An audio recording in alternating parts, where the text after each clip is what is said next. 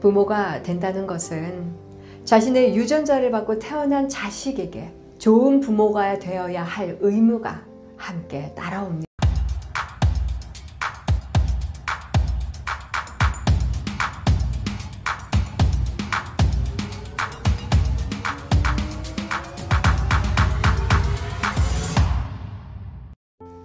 안녕하세요. 오늘은 부모의 자격이라는 주제로 함께 하겠습니다. 5월은 가정의 달이죠. 자식된 도리로서 부모님께 감사한 마음을 전하는 어버이날이기도 합니다.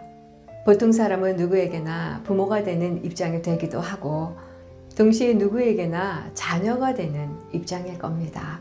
우리가 생각해보면 한 남자와 한 여자가 특별한 인연에 의해 만남을 가지게 되고 사랑을 하게 되며 결국은 결혼으로 이어져 부부가 됩니다.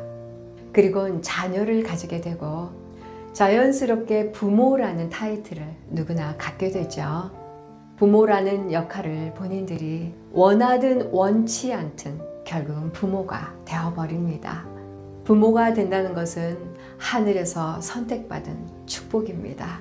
하지만 결혼을 해서 무조건 자식을 낳았다 해서 부모가 될 자격이 있는 것은 아닙니다.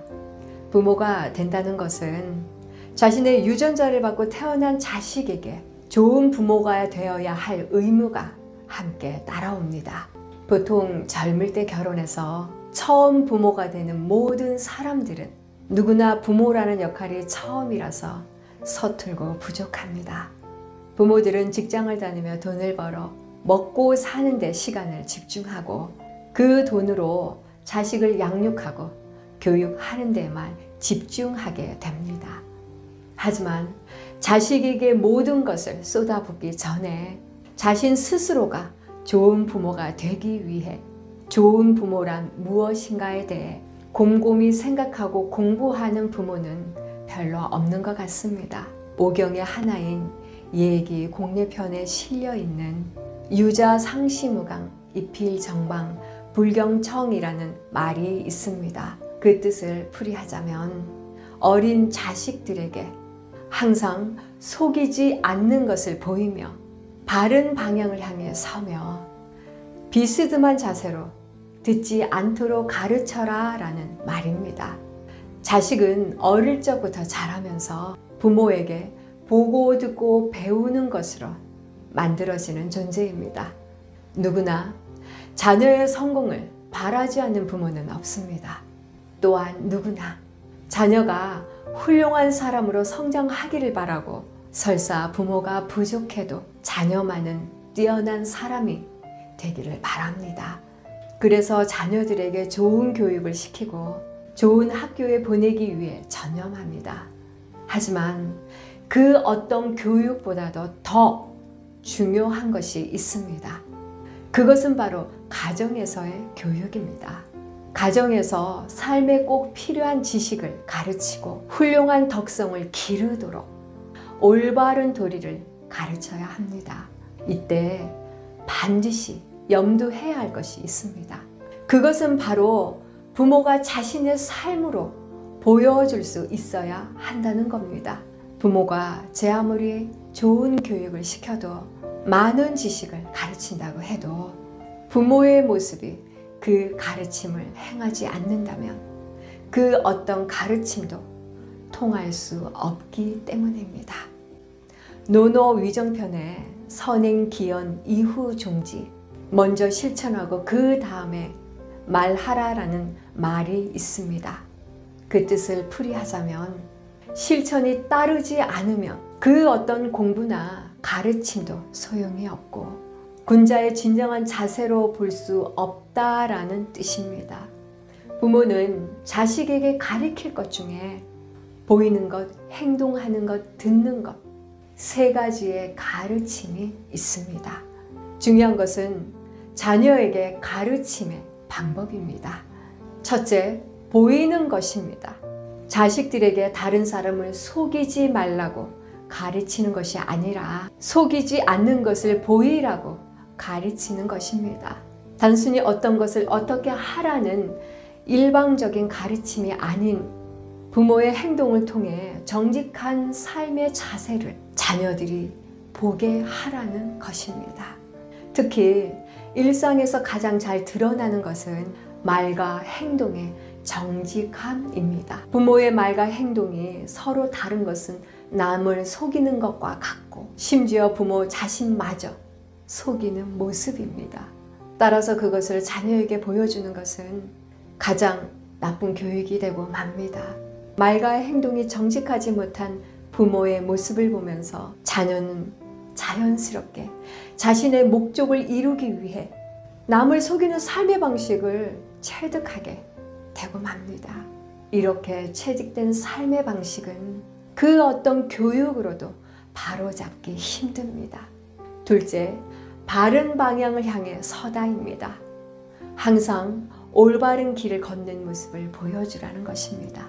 삶에서 바른 방향으로 바라본다는 것은 올바른 삶의 가치관을 정립하는 것입니다. 작은 이익과 빠른 결과만을 쫓는 얕은 모습이 아니라 비록 돌아가더라도 의로운 길로 가는 자세입니다. 공자님의 논어에는 무역 속 무견소리, 서두르지 말고 작은 이익에 흔들리지 말라라는 말이 있습니다. 그 뜻을 풀이하자면 서두르면 오히려 일을 이룰 수 없고 작은 욕심에 흔들리면 큰 일을 이룰 수 없다라는 말입니다. 자녀들의 바른 가치관은 부모에게 배우는 것입니다. 부모가 타협 없이 바르게 살아갈 때 자녀들은 그것을 보며 저절로 자신의 삶도 정립하게 됩니다. 셋째, 비스듬한 자세로 듣지 않는다는 것은 듣는 자세의 중요성을 말합니다. 사람은 책을 통해 지식을 쌓고 많은 것을 들음으로써 견문을 넓혀갑니다. 하지만 여기서 반드시 유념해야 할 사실이 있습니다. 많이 듣는 것 못지않게 중요한 것이 바른 자세로 듣는 것입니다. 그래야 뜻이 바로 설 수 있습니다. 공자의 제자 자아가 했던 말 중에 박학독지, 그 뜻을 풀이하자면 폭넓게 지식을 습득해야 하지만 반드시 올바른 뜻에 기반을 둬야 한다라는 뜻입니다.